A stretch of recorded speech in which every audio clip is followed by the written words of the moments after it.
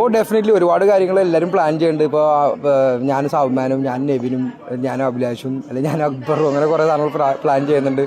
പിന്നെ ബിസിനസ് പ്ലാനൊക്കെ അറിയിക്കാൻ പാടില്ലല്ലോ. ബിസിനസ് പ്ലാനൊന്നും ഇല്ല, അങ്ങനെ കാര്യമായിട്ടൊന്നും ഇല്ല. നമുക്ക് ഇനിയിപ്പോൾ കുറേ ആൾക്കാരും കൂടി കാണാനുണ്ട്. ഇനി ഒരുപാട് പേരെ ഇപ്പോൾ ഭയങ്കര തിരക്കുള്ള കാരണം കാണാൻ പറ്റിയിട്ടുള്ള ഷാനവാസ്, അനീഷ്, അനുമോളൊക്കെ നാളെ കാണും. അപ്പോൾ അങ്ങനെ കുറേ പേരൊക്കെ ഇനിയും കാണാൻ കിടക്കണേ ഉള്ളൂ. ഒരുപാട് ആൾക്കാരായിട്ട് എന്തായാലും നമ്മളിനി ഒരു മെഗാ റിയൂണിയൻ ഉണ്ടാവും. എല്ലാവരും കൂടി ആ ഒരു സാധനം പ്ലാൻ ചെയ്യുന്നുണ്ടെന്ന് പറയണ്ടായിരുന്നു. അപ്പോൾ യൂഷ്വലി ഈ കമ്മിറ്റിയുടെ ഭാഗമായിട്ടുള്ള ഒരാളല്ല ഞാൻ എന്ത് റിയൂണിയൻ്റെ, പക്ഷേ എല്ലായിടത്തും ചേർന്ന് പോകും. അപ്പോൾ ഓർഗനൈസിങ് ആയിട്ടുള്ള ആൾക്കാർ അടിപൊളി. പിന്നെ അത് കാരണം വെച്ചാൽ നമ്മൾ അത്രയും ദിവസം അതിനകത്ത് നിന്നിട്ട് എല്ലാവരും ഒരു കണക്ഷൻ, ഒരു ബോണ്ട് ഉണ്ട്. അപ്പോൾ അത് നമുക്ക് പുറത്തിറങ്ങുമ്പോൾ ഈ പറഞ്ഞ പോലെ മിസ്സാവും.